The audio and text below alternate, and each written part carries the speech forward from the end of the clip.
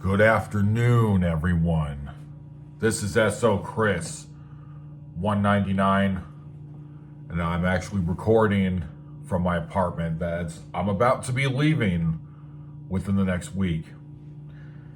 And for today's video, I wanted to talk about what is okay and what is not okay when it comes to security, being that you may struggle like what I did with the fact that you're going from a high level of danger that you got used to going to a job that's very safe, which eventually did drive me nuts, even though they were paying me a lot more money than the job I originally was at. So from the last video taking off, and I know that it's been 5 days since I put out the last video.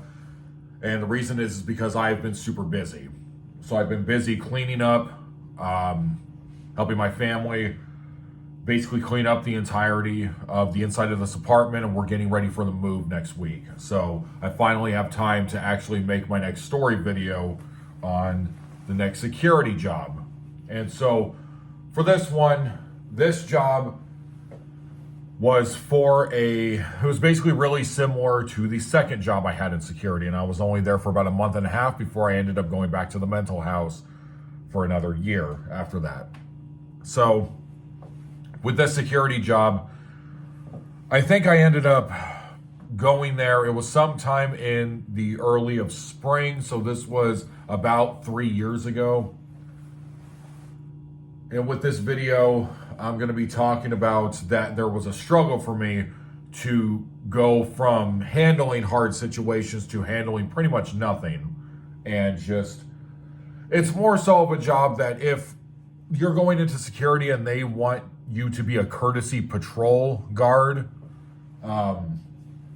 this is something that I was talking to you guys about in the video where I was talking about working with boomers and working with older people, like elderly people. This was one of those kind of jobs. And even though they offered me more money, the interview went very good. I got the job fairly quickly. I think I was working at the job within like that same week after I did the drug test and all that stuff.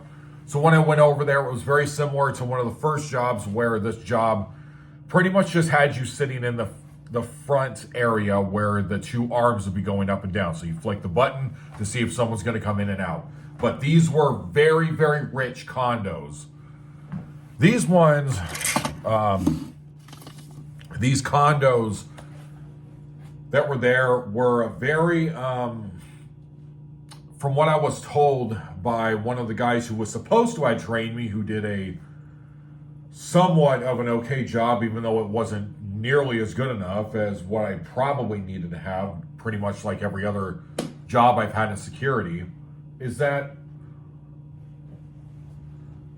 these condos, it was that I was being sent to 4 different locations, but really I was only supposed to show up at 2 of them 3 or 4 days out of the 5 days out of the week. These were 8-hour positions, but pretty much all they wanted you to do is they wanted you to do 1 patrol.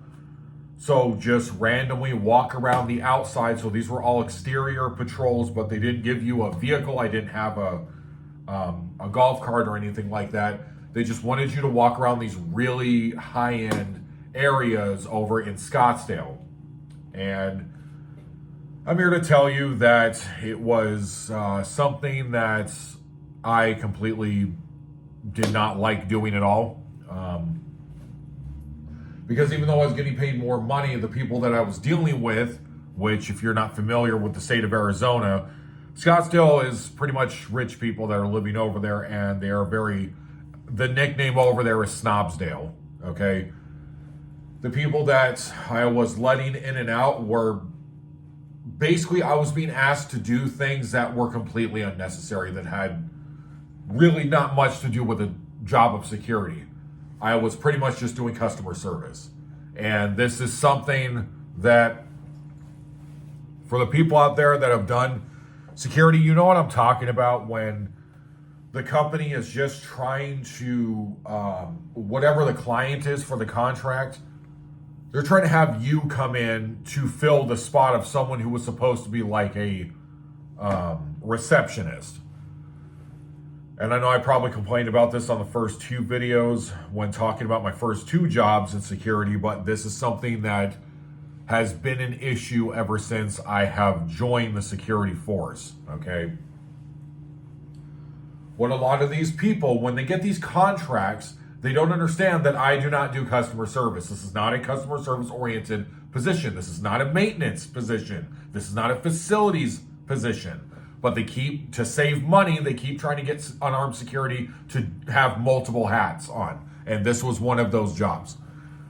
They were hinting at that they wanted me to start doing work where instead of calling a janitor, they'd call me. Or the only time that they actually needed to call me for something, the people that were living in these rich condos, and I know one of them was telling me that the condo had to been like $3,000 to $4,000 a month per person, like per room. And one of them was telling me like how much it cost.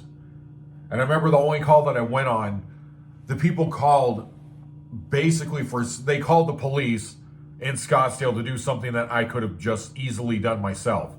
Basically, it was just a waste of time. Like calling them for, I remember like it had to do with like the neighbor's dog barking, or it was like something that was like, I remember I let the police in, but no one had told me that there was police there, which is, it's a constant problem in security where we're not being told in the drop down when we relieve the person who's either doing the evening or the graveyard post.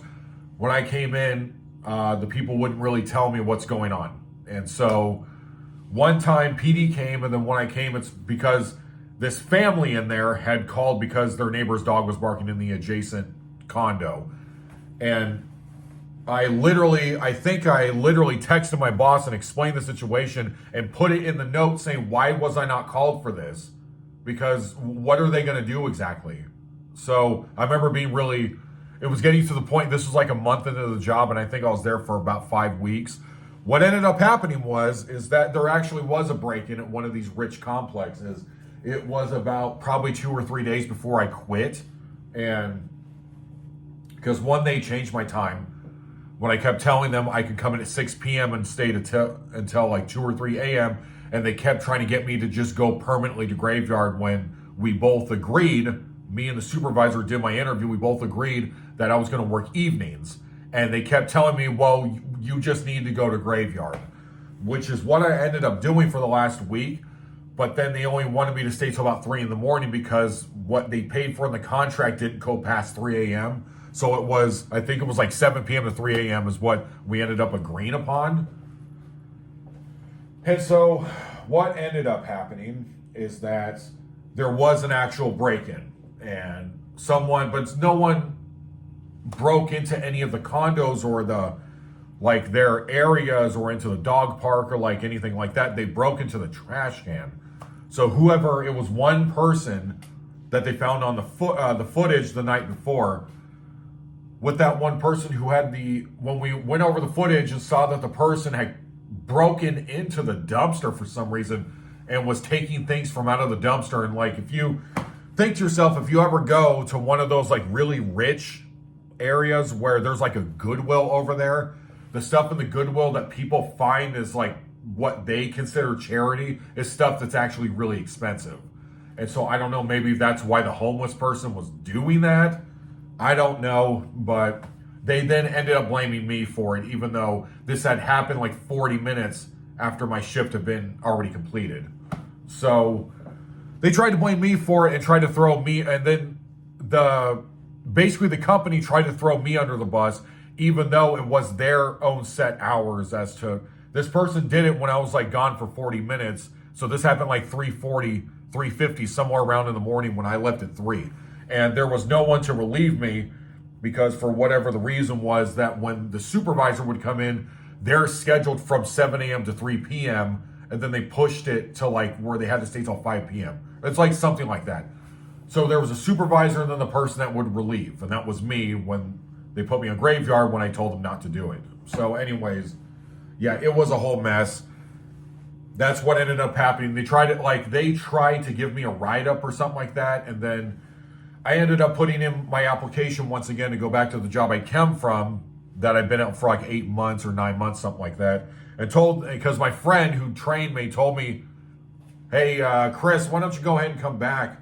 Because we're going to offer you $1 more than what the company you're at now, what they're paying. We're going to give you even more money if you come back because of how good I was at the job after all the training and getting through all the stuff.